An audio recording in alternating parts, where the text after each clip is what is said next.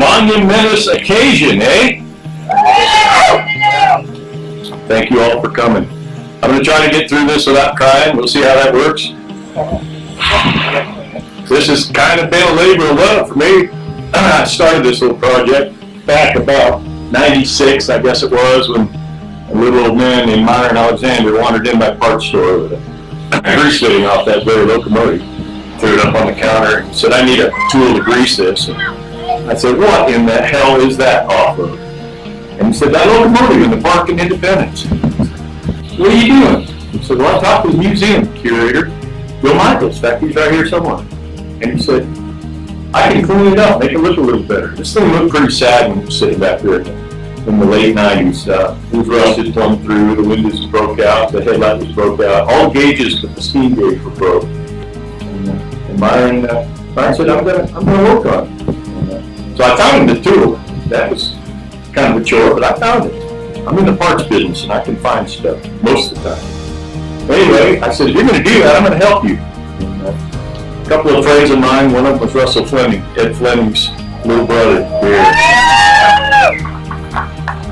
Anna Kelly was the driving force behind this locomotive not ending up in the scrapyard. Bob Gracie is here. Bob is Anna's younger brother, correct? And he's the county supervisor years ago. Anyway, without Anna Kelly, who was, I guess you could call her a railroad rat, she petitioned the president of Southern Pacific back in 53 or 54, told him, you guys are just going to scrap that thing or sell it to Disneyland. We want it for the park in Independence. By God, if she hadn't done that, we wouldn't be here today. We really wouldn't be. We couldn't move this thing without John Miller. John Miller has moved this tender 3 different times for us, and he winched the locomotive up on a trailer that Brandon Rosser out of Ridgecrest came up with to get it to here. My sister-in-law, Betty Hughes, she, when we pulled the cab off of there, she said, just put that thing on my trailer. She said, I'm going to go restore it for you. I said, Randy, are you okay with that? He goes, I don't know, I'm going to argue with it. Anybody that knew my sister-in-law, Betty, she drove off with that cab on there in about, 8 or 10 months, brought it back. All new wood in there, painted, all the holes filled in. We couldn't have done this, though, without a whole bunch of people's help, absolutely. The restoration portion of that locomotive right there, Randy Babcock, who unfortunately couldn't be here, he's the ramrod behind us. Randy?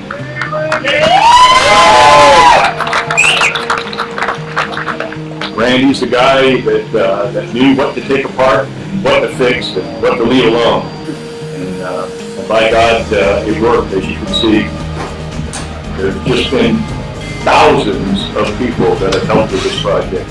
People restore the headlights, the lights, the windows, the ice box, the wheels, just one to the other. The Department of Water and Power has been awesome helping us with this thing. Dry Lake Trucking, Don Ward over here, my friend, hauled all this gravel for us. The workers that helped us assemble this building here. Bob Rowe behind me here is a contractor that put his name on that building, and by God, that's the reason we put it up. We partnered up with the Friends of the Museum and the Inyo County Building Fund. We all put 50 grand into the kitty there, and that was just enough to buy the building, fix the slab, but not assemble it. So we've had a bunch of workers around here for us, and Rick Cromer and Tom Gracie, all these guys that have just showed up and said, hey, can I help? It wouldn't have happened without you guys, it really wouldn't. Ed Fleming just rented about $5,000 worth of video equipment to film this thing. He's done that all on his own. We can't thank enough, you guys, we just can't thank you enough. And really this is a symbol of what Inyo County is all about. Hard work, perseverance, this is volunteer, giving back to your community, and I'm just so proud and honored to be here today. And again, thank you so much, Mr. Moll and your team, and you, John, everybody, the fellow board members, everybody's just, it's been real easy to get behind. And, you know, it's really a symbol of moving forward too, onto something where economically this valley and this county has suffered a lot. And I think this is driving the silver stake into this tractor today is also a symbol of our economic prosperity that we'll have in our future, at the same time protecting our beautiful landscape and environment. So thanks again.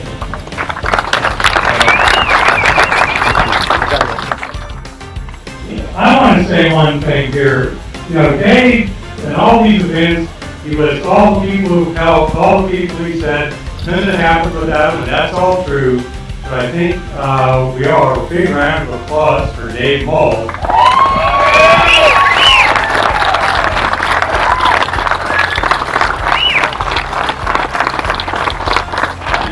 You know, he says he's just a guy who can get things. He goes and gets water and bolts and parts and grease. But I gotta say, he probably has an unmatched skill for herding cats and keeping a long-term project full of volunteers literally on track.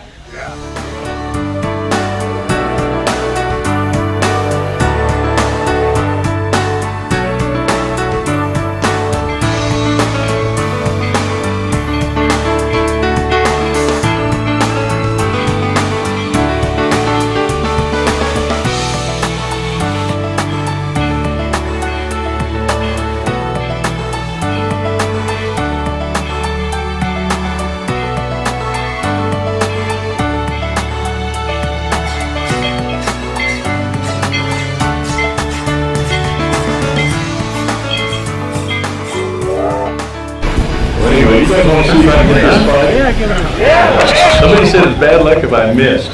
No. Have a shave.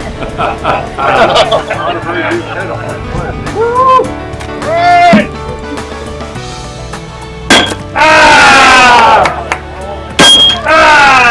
Oh, the handle's bent. No wonder.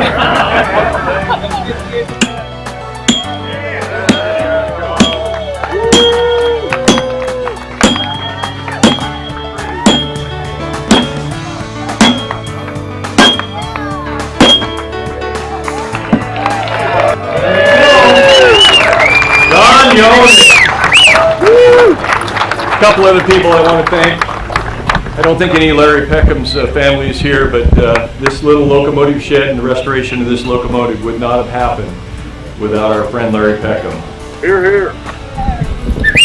Larry, very early on in our project there, he said, I got a little money, and he said, I'd like to see that locomotive run before I die. I said, okay, and he pledged a considerable amount of money, enough to buy the building, okay? And said, okay, we'll do it. And by God, we did. We got this thing almost to running condition before Larry caught pneumonia and died.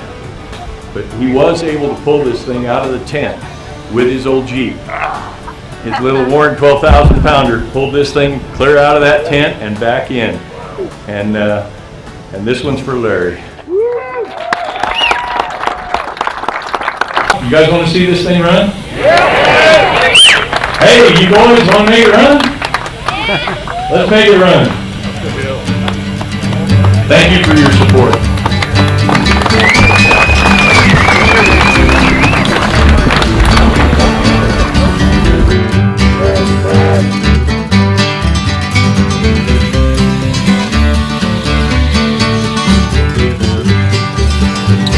From the great Atlantic Ocean to the wide Pacific shore, from the green old Smoky Mountains to the South Bell by the door. It's mighty tall and handsome and known quite well by all. It's a modern combination called the Wasbash Cannonball. To the bell and whistle calling, to the wheels go clack clack, to the roaring of the engine as she goes along the track. The magic of the railroad makes the hearts of one and all as we reach our destination on the Wasbash Cannonball. Hey.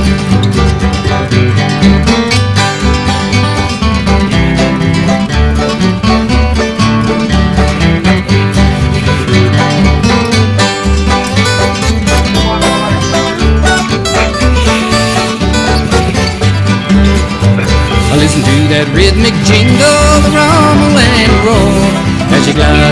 the woodlands, through the hills and by the shore. The mighty rush of the engine near the lonesome hobo's fall as we travel across the country on the Wasbash Cannonball. Hear the bell and whistle calling, hear the wheels that go clack clack.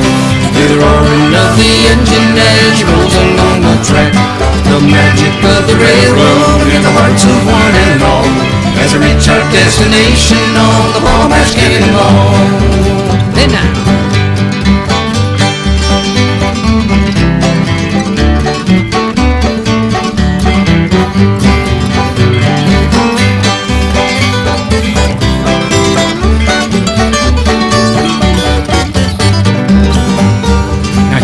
Daddy Claxton, his name forever stand and always be remembered in the courts throughout the land. His earthly days are over and the curtain round him falls. They'll carry him home to victory on the Wasbash Cannonball. Hear the bell and whistle calling, hear the wheels that go clack clack. Hear the roaring of the engine as she rolls along the track. The magic of the railroad in the hearts of one and all as we reach our destination on the Wasbash Cannonball.